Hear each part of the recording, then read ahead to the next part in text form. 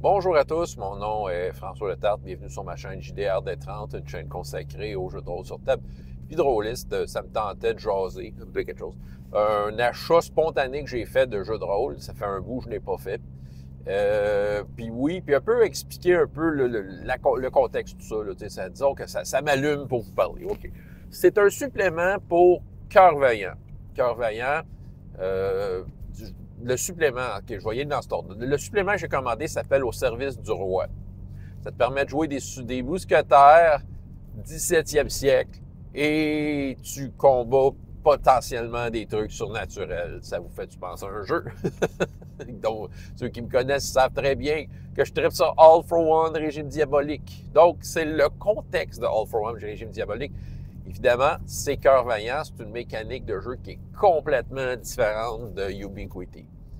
Donc, pour vous mettre en contexte, Cœur Vaillant, j'en ai parlé dernièrement. Ils ont sorti une genre, le Grumpf a sorti une genre de deuxième édition de son jeu. Au départ, sa première édition du jeu qui est sortie il n'y a pas si longtemps que ça, en fait, quelques années seulement, c'était Médiéval Fantastique. C'est un jeu qui me faisait beaucoup de l'œil, qui était vraiment dans mon ballot de jeux potentiels à utiliser, entre autres en parascolaire, Chroniques oubliées à gagner, c'est bien correct comme ça.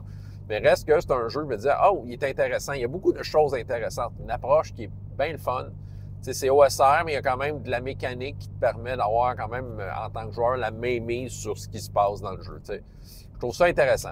Puis là, il a décidé de faire une deuxième édition. Je me demandais bien où il s'en allait avec sa deuxième édition. En fait, c'est un jeu générique. Parce que c'est sûr qu'avant d'avoir sorti ça, il avait fait quelques expériences. Il avait entre autres sorti Intrépide, la version science-fiction, que je trouvais bien intéressante aussi, que j'ai feuilleté. Là, j'ai pas eu le temps de le lire. Là, évidemment, le nouveau livre, j'ai pas eu le temps de le lire. Je vous en ai parlé, j'ai fait une vidéo là, de quelques mois de ça, 2-3 mois peut-être, quand je l'ai reçu. Puis c'est ça. Donc, Cœur Vaillant, bouquin de base, système générique, c'est ça qui arrive. Et là, c'est ça qu'il a dit. Ce que je vois, c'est du Grumpf, c'est qu'il s'embarque sur « voici mon système sur lequel je vais travailler et je vais développer des univers là-dessus ». En tant que tel, ce qui est sorti, il est sorti, je crois, de façon gratuite, Argosia. C'est son univers médiéval fantastique. J'imagine qu'il va sortir un livre un moment donné. Ça, je vais être tenté de l'acheter. Il a sorti un univers Japon médiéval, genre... Celui-là, je ne l'ai pas acheté encore parce que c'est pas tant un sujet qui m'inspire, mais bon, j'aime bien le Grumpf. Peut-être qu'à un moment donné, je l'achèterais. Pourquoi? C'est juste pour voir les options, de quelle façon il les amène. Je suis curieux de voir de quelle façon il habille Cœur Vaillant de l'univers dans lequel qu'il propose.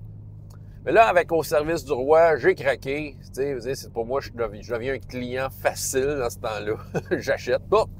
Là, j'ai le PDF, je l'ai même pas checké encore, j'ai pas le temps. Mais en tout cas, reste que, bon, le sujet m'intrigue.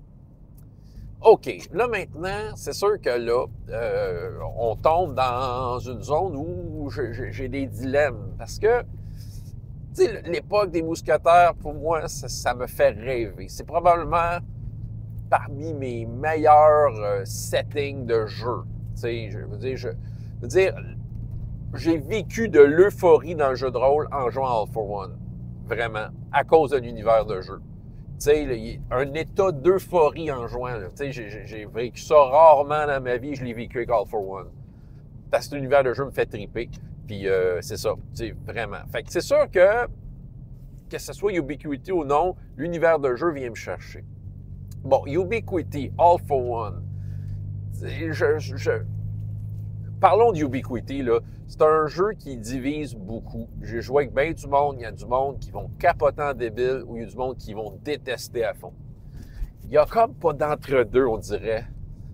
Puis ceux qui détestent à fond, je veux dire, si je fais la moyenne de ce qu'ils disent, souvent, un des problèmes, c'est que je pense qu'ils n'ont juste pas été assez patients pour comprendre la grandeur de ce jeu-là. Ce jeu-là, c'est un grand jeu, c'est un grand système de jeu. C'est vraiment très organique. J'ai l'impression, le jeu, tout est là, mais il n'y a rien qui va faire à ta place. C'est ça qui arrive. Il faut que tu utilises les choses, mais contrairement à un jeu OSR où il n'y a rien et tu dois tout faire, mais au moins il y a quelque chose. Il y a comme, autrement dit, t'as comme, l'installation est là, puis tu peux jouer avec beaucoup. C'est ça que j'aime beaucoup, que j'ai découvert à force de le faire. Et j'ai réussi, moi, en tout cas, en tant que meneur de jeu, les dernières fois, j'ai l'impression que j'avais atteint comme un genre de maîtrise. Et j'avais fait une comparaison dernièrement avec la musique classique, tu sais. C'est ça, tu sais, aujourd'hui, là, tu peux te faire une tune, là, tu vas chercher un sample sur YouTube, tu chantes par-dessus, puis c'est fait. Mais de la musique classique, c'est pas ça. Tu sais, la musique classique, tu as l'instrument qui est là, tu as beau avoir un super bon instrument, mais si tu veux en tirer quelque chose d'intéressant, tu dois te pratiquer. J'en ai joué de la musique classique dans ma vie. Je sais pas si je l'avais dit la dernière fois. J'ai une formation en musique classique. Et oui, je suis diplômé 1994, cégep de Drummondville. Yeah! Ben, je faisais des concours puis tout. Sérieux, je pratiquais. C'est le fun, j'avais du temps. C'est ça. Puis je vais vous dire, là, je suis vers la musique, vous me connaissez, là, mais en tout cas, il reste qu'il y a peut-être quoi, quinzaine d'années de ça, peut-être un peu plus. J'avais été approché pour un concert de musique classique, en faire un, puis ça faisait longtemps que je n'avais pas touché à ça. Écoute, pendant un an, j'ai pratiqué à tous les jours mon concert. Puis je peux vous dire que je n'étais pas entièrement satisfait quand je l'ai fait, ce concert-là. J'étais resté un peu sur ma faim. Parce que je savais que ça pourrait être plus. Ben, c'est ça qui arrive. T'sais, autrement dit, ce concert-là, si on parle de musique classique, c'est ça, il aurait fallu que je mette plus de temps, plus de pratique, plus de bain des affaires. C'est exigeant. Mais, Colin, que quand tu arrives au bout, que tu le réussis, c'est toi et ton instrument fait de bois, puis que tu essaies de faire de quoi d'intéressant. Mais je sens que Ubiquiti, c'est un peu ça. Peut-être moins intense, parce que c'est quand même un jeu, il y a quand même des exemples, il y a quand même une certaine liberté, mais quand même, je vois Ubiquiti, cette mécanique-là, comme des temps de quoi, ben écoute, si tu as le goût de t'investir à te pratiquer, c'est ça qui arrive. Il y a les jeux de rôle aujourd'hui, même aujourd'hui depuis longtemps, là, mais il y a beaucoup de jeux de rôle qui proposent des affaires quand même un peu clés en main. Et c'est correct, parce que ça, le monde ne veut pas niaiser, ils veulent jouer tout de suite. Ils veulent que ça marche tout de suite. Il y a bien des cas où on met ça sur la table, go, on comprend ce que le jeu veut, puis le jeu a des mécaniques qui vont comme un peu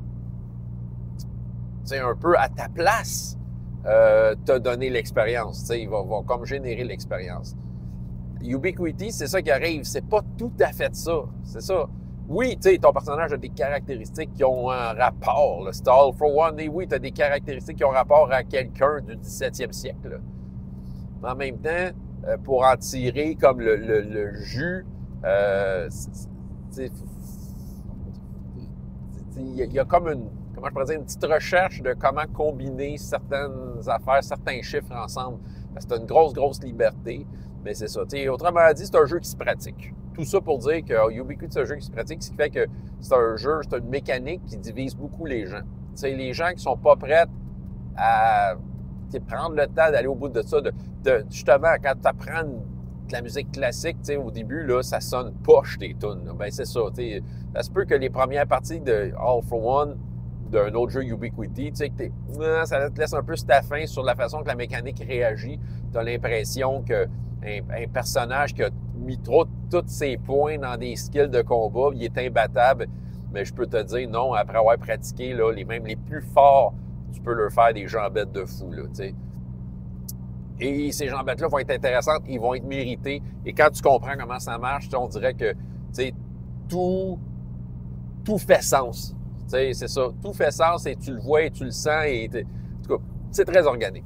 Bref, c'est un jeu qui demande de la patience. Puis, je peux pas blâmer les gens de pas vouloir aller jusque-là parce que, évidemment, comme je disais, là, 2-3 minutes, il existe des options où tu mets le jeu sur la table puis ça ressemble tout de suite à ce que tu voudrais. C'est ça. C'est ça qui arrive. All for One est là.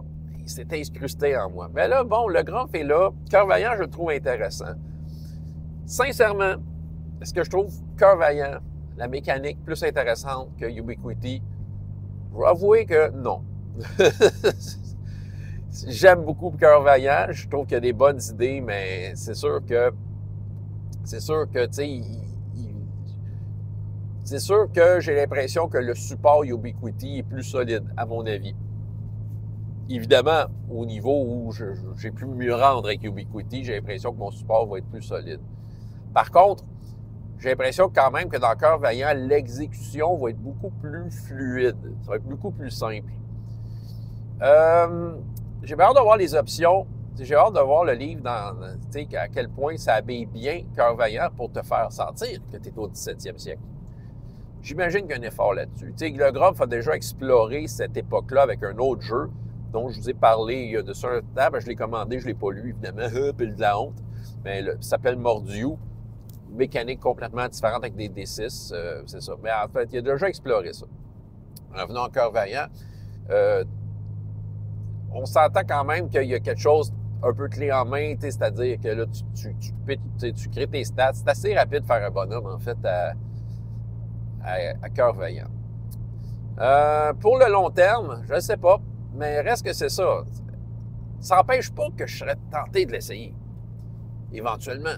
On met ça sur ma longue liste de « j'aimerais ça les essayer ». Parce que Cœur Vaillant me fait de l'œil. Puis, peut-être que je découvrirais. Peut-être que finalement, en l'essayant, je me dirais « ah, je préfère ça à Ubiquity, je préfère ça à All for One ». Mais c'est ça. J'ai l'impression que quand même si j'ai acheté un livre que je ne pense pas utiliser tant que ça dans ma vie, mais c'est plus comme livre, comme un livre de référence pour peut-être bien des affaires. J'ai l'impression que si j'ai à faire du mousquetaire, je donnerais une autre tournée à All for One. Encore une fois, juste pour confirmer tout ce que je viens de vous dire là. C'est ça, j'ai comme cru, j'ai vécu l'euphorie, bon, c'est à cause du setting, mais en même temps, cette euphorie-là ne venait pas seule. Je me souviens que je roulais des dés et des jets critiques pour peut-être provoquer des choses dans l'histoire que j'étais en train de vivre. Et je pense que ça s'ajoutait à l'euphorie. Ah, c'était vraiment excellent cette fois-là que c'est arrivé. Là. Ouais. Mais c'est ça. Fait que All for One est encore, pour moi, malgré tout, très haut. Puis c'est ça, peut-être qu'à un moment donné, j'en ferai. C'est dans ma petite liste de peut-être games que j'aimerais partir. Là, on verra. All for One de régime diabolique, c'est le jeu pour moi. Mais Cœur Vaillant au service du roi, je suis très content que ça existe. Voilà. Fait que peut-être je vais vous en parler, je vais peut-être feuilleter le livre quand je vais le recevoir. C'est toujours intéressant. François Letarte, JDR des 30. Et jusqu'à la prochaine fois, il y a autant de plaisir dans la vie que dans les jeux. Au revoir.